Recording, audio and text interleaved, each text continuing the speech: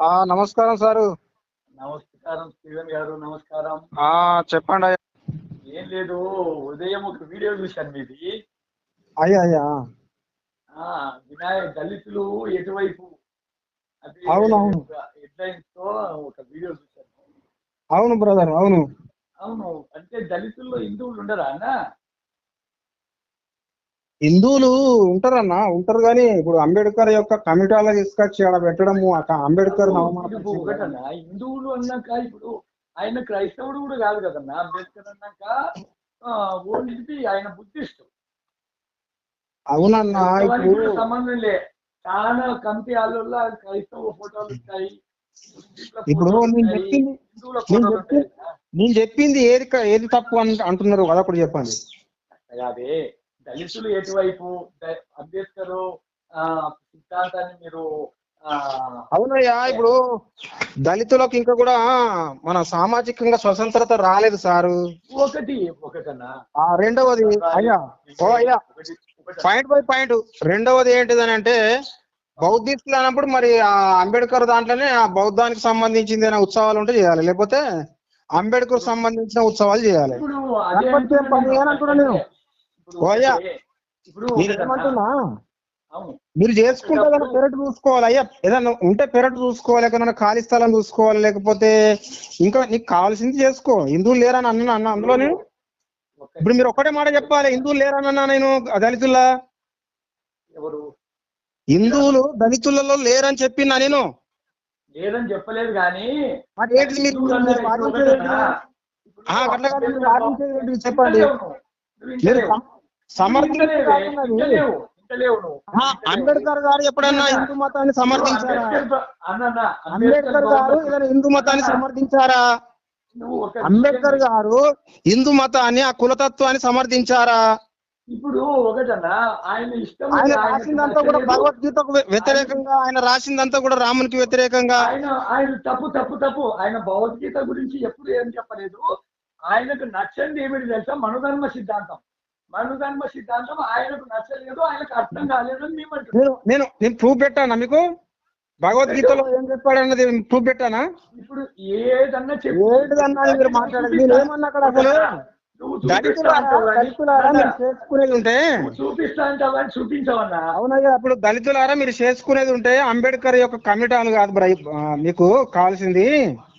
మీరు చేసుకుంటే ఇంకా వేరే బయట ఎక్కడన్నా చేసుకోండి, కానీ ఆయన అర్థమైతే లేదు. మరి అట్లా కాదయ్యా. గట్ల కాదు. ఇప్పుడు ఏ మూలం నుంచి వచ్చింది? అది ఏ మూలం నుంచి వచ్చింది? గణపతి అనేటువంటిది మనుధర్మ శాస్త్రం మూలం నుంచి రాలేదా?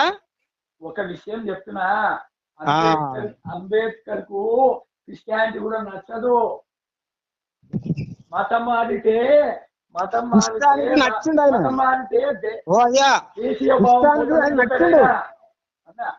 క్రిస్టియానిటీ నచ్చిండు. నీ పెడతా, ప్రూఫ్ పెడతా. నచ్చిండు కానీ ఆయన తీసుకోలేదు. నేను మీకు ప్రూఫ్ పెడతా.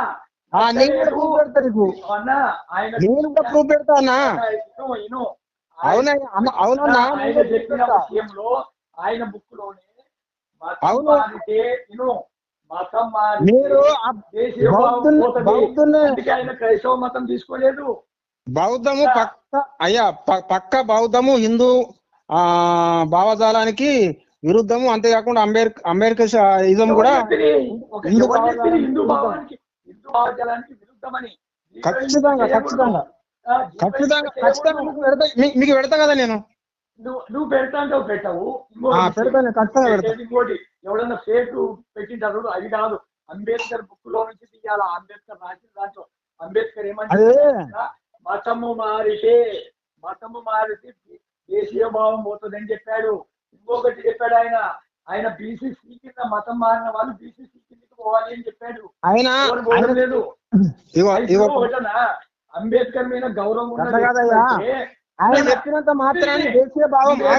అంబేద్కర్ మీద గౌరవం ఉన్న వ్యక్తులైతే ముందుగా ఫస్ట్ మతం మారిన వెంబడే బీసీసీ తీసుకోవాలి. నేనేమంటున్నా, అంబేద్కర్ ఇష్టలు అంటే ఎవరు కాదన్నా, అంబేద్కర్ ఇష్టపడే వాళ్ళు. మేము మళ్ళీ అంబేద్కర్ ఇష్టపడే వాళ్ళని మమ్మల్ని ఎందుకు దూరం చేస్తున్నారు మీరు? ఒకటి మీరు చెప్తున్న రాజ్యాంగం రాసినప్పుడు అంబేద్కర్ ఒకటే ఉన్నాడా? దాంట్లో దళితుడు ఒకటే ఉన్నాడా? చాలా మంది అగ్రకులాల వాళ్ళు అగ్రవర్ణాల వాళ్ళు మీకు మీకు కోపం ఎక్కువ ఆలోచన తక్కువ ఉన్నది. కోపం ఎక్కువ ఉన్నది, ఆలోచన తక్కువ ఉన్నది.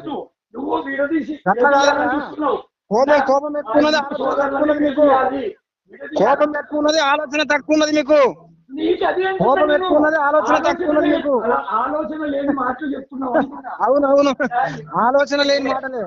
బాలగంగాధర్ తిలక్, బాలగంగాధర్ తిలక్ అయ్యా, బాలగంగాధర్ తిలక్ బాలగంగాధర్ తిలక్ లేదు లేదు, నువ్వు వినాలే, నువ్వు ఫస్ట్ వినాలే.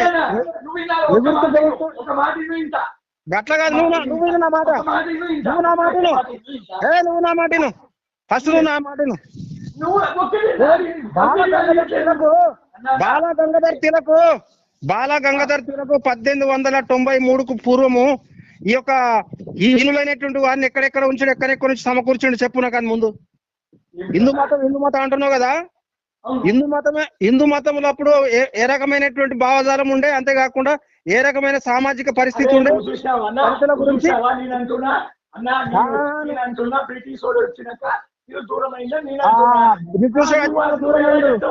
బ్రిటిష్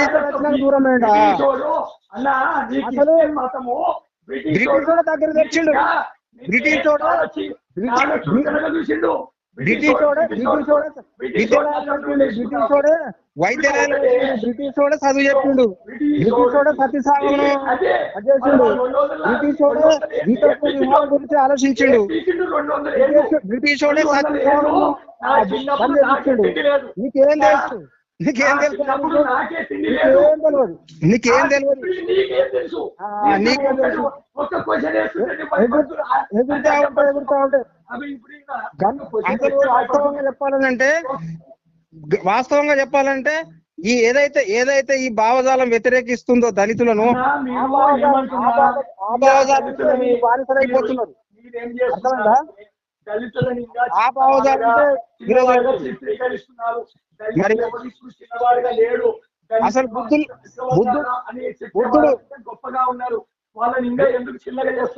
బుద్ధుడు బుద్ధుల్ని మీరు అనేక కాపీలు కొట్టారు. బుద్ధుల్ని కాపీ కొట్టారు.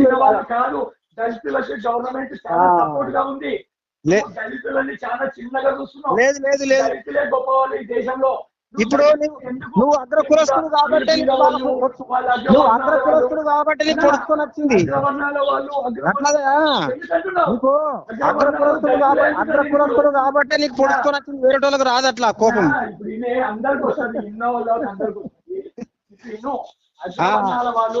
అనవసరంగా బ్రిటిష్ మనం అంటాం గాని, మన కులాల వైపు మతాల వైపు విడగొట్టింది హిందూ మతం కాబట్టి వాడు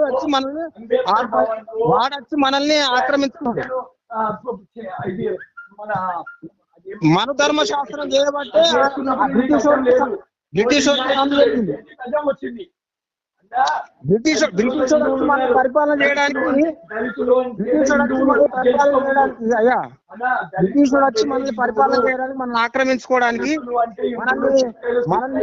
మన దేశాన్ని దోచుకోవడానికి కారణం ఏంటిది? ఏ మతం, ఏ భావజాలం చెప్పు?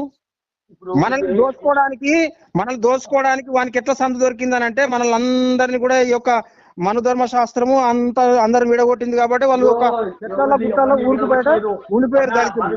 తర్వాత బాలగంగాధర్ తిలక్ మన మతం గిట్ట చేసింది, మన అందరు రావాలని చెప్పి గణపతి తీసుకొచ్చి పూజించారు. నీకు అర్థమైంది? నీకు అర్థమైంది? నేనేమని మాట్లాడినా అక్కడ?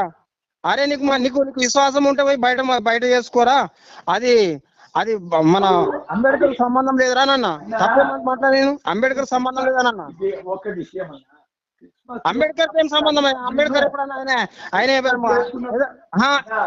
చేసుకున్నప్పుడు కూడా ఇదే చెప్పాలి. నువ్వు చెప్పని క్రిస్మస్ చేసుకున్నాను కదా, ఏంటిది అంబేద్కర్ భవన్ క్రిస్మస్ చేసుకుంటాను కదా, చేసుకో. నేను ఖండిస్తాది. అరే ఇప్పుడు మీరు ఖండిస్తారా నేను ఖండిస్తా తప్పది. ఇంకా మీరు ఇట్లా చెప్పాలి. మీరు నిజమైన హిందూ అయితే మీరు చెప్పాలి.